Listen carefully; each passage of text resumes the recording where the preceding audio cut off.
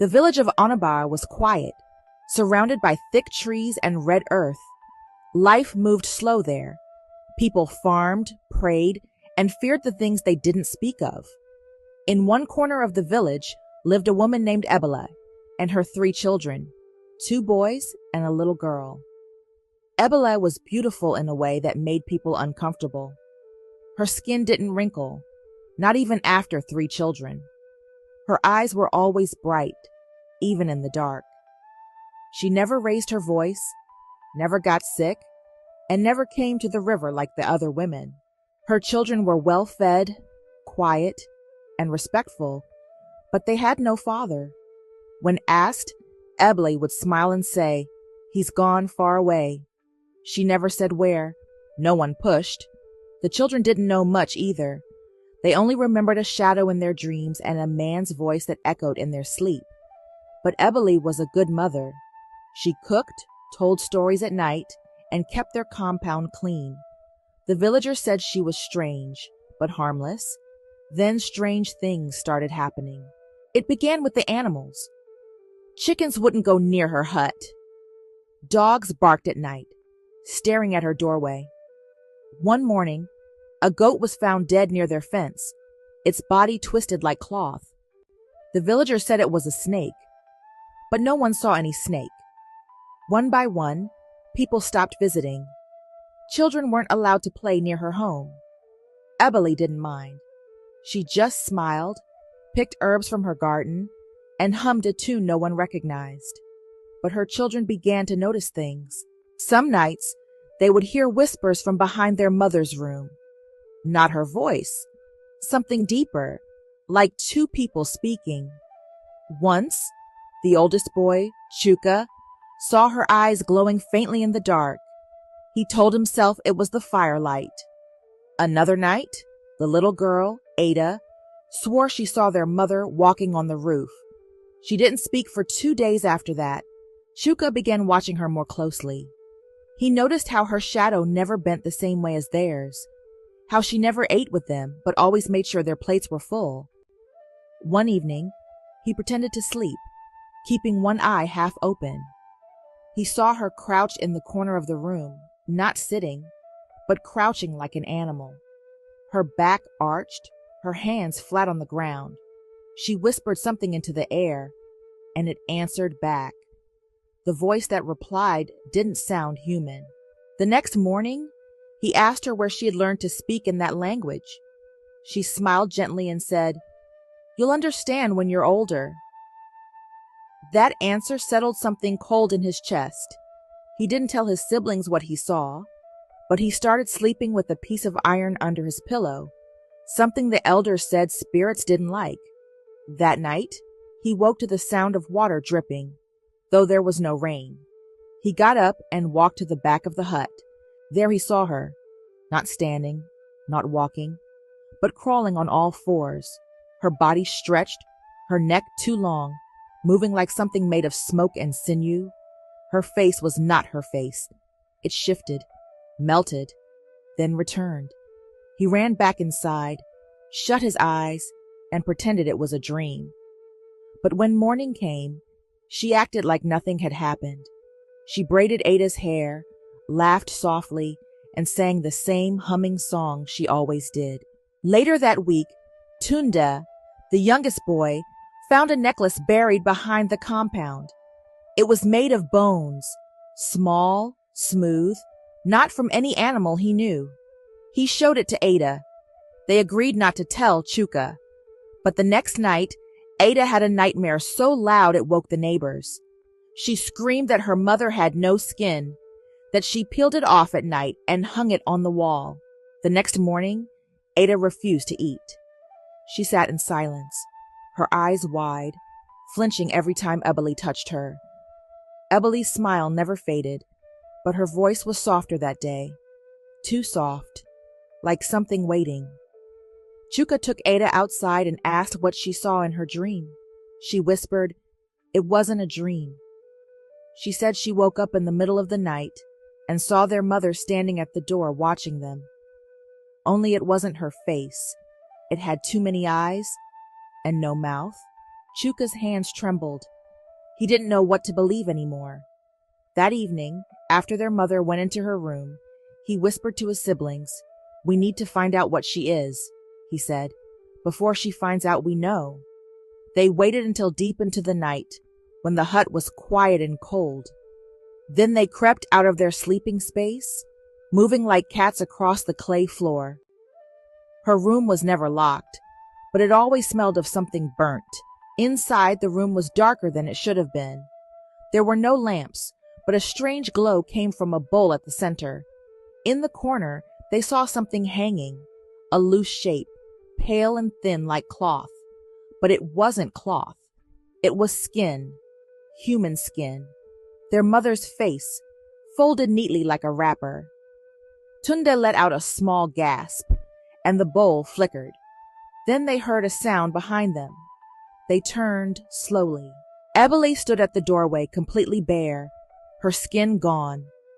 Her body was not flesh, but something else, dark and shifting, as if shadow had taken form. Her eyes were glowing, but not with anger, with hunger. And when she spoke, her voice was not hers. "What are you doing here?" the thing that wore their mother's voice asked, but it didn't sound like a question. It sounded like a warning. The children stood frozen. The room pulsed with a heat that didn't come from fire. Ada began to cry. Tunde gripped Chuka's arm so tightly his nails dug in. Chuka stepped in front of them. "Where's our real mother?" he asked, trying to keep his voice from breaking. The creature tilted its head. "I have always been your mother," it said. "I fed you, protected you, loved you." It stepped closer. "What more does a mother do?" The children backed away. Its form shifted, part bone, part shadow, moving like thick smoke shaped into a woman. "Your mother was weak," it continued. "She begged for her children to survive. She called to the dark, and I came. I gave her life. In return, I took her place." "No," Chuka whispered. "You're not her." The creature paused. "Not anymore," it said. Then it reached for the skin hanging by the wall and pulled it slowly over itself like a garment. Flesh returned. The smile, the eyes, the familiar warmth, but it was wrong. Too smooth, too perfect. The creature now looked exactly like Ebele again, standing there with her soft voice and gentle face. "Go to bed," she said. "Forget what you saw, and we will pretend everything is still the same." The children didn't move. "You can't make us stay," Chuka said. Ebele, whatever she was, sighed. "You have nowhere to go. You are mine. You always have been." That night, the children didn't sleep. They lay in silence, side by side, the weight of truth pressing down like stone. Morning would come, but peace would not. At sunrise, the children slipped out of the hut. They didn't speak. Their feet moved quickly, but without sound, as if the ground knew not to betray them. They went straight to the home of Baba Yomi, the oldest man in the village. He had seen more than most, and whispered things others were afraid to repeat. When he opened the door and saw their faces, he already knew something was wrong. "Your mother," he said slowly. "She's not who she was." Chuka nodded. "She's wearing her face, but it's not her anymore." Baba Yomi sat them down. He poured bitter herbs into a small pot and stirred slowly. "Long ago," he said, "before your mother was born, there were things in this land that walked like humans, but were not made of flesh. They answered desperate prayers, but they never left without taking something." He looked at them. "What you saw was not meant for children's eyes, but now that you've seen it, you must act."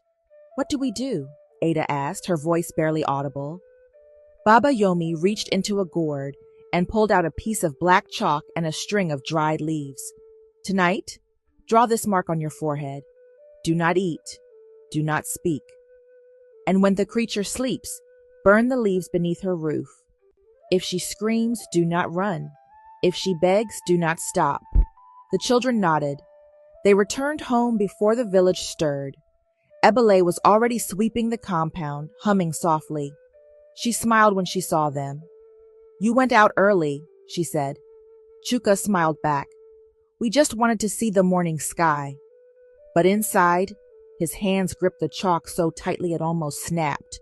That night, they did everything as Baba Yomi instructed. Chalk on their foreheads, silence on their lips, hunger in their bellies. When Ebele finally went to her room and closed the door, they waited. The moon was full, casting shadows that bent like old fingers across the compound. Chuka took the dried leaves, placed them just beneath the edge of the roof, and lit them with trembling hands. For a moment, nothing happened. Then the fire turned blue. A sudden scream tore through the air, high, shrill, inhuman. It cracked the silence like a whip. The hut shook. The door flung open. Ebele burst out, but her face was melting, her body shifting. She reached for them, mouth open, but no words came, only a sound, like wind being choked.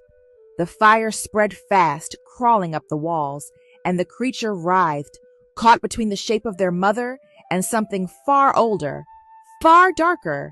"Do not run," Chuka whispered, though his legs shook. They stood their ground. Smoke rose. The creature's skin cracked. With a final cry, it dropped to its knees, eyes wide, and burst into dust. The wind stopped. The fire died. Morning came slowly. The hut was gone. Only ash remained. In the middle of it all sat 3 small clay dolls, each with a name carved on its chest. Chuka, Tunde, Ada. But no trace of Ebele remained. No bones, no hair, no cloth. The children lived on, but they never spoke of that night. When new families came to the village, they asked why that part of the land remained empty. No one built there, no one planted there, and every full moon, the air there grew cold, cold like skin that had no soul. I hope you enjoyed the story. If so, please like the video, comment what you learned from the tale, and don't forget to subscribe to the channel for more enchanting tales just like this one. Thank you.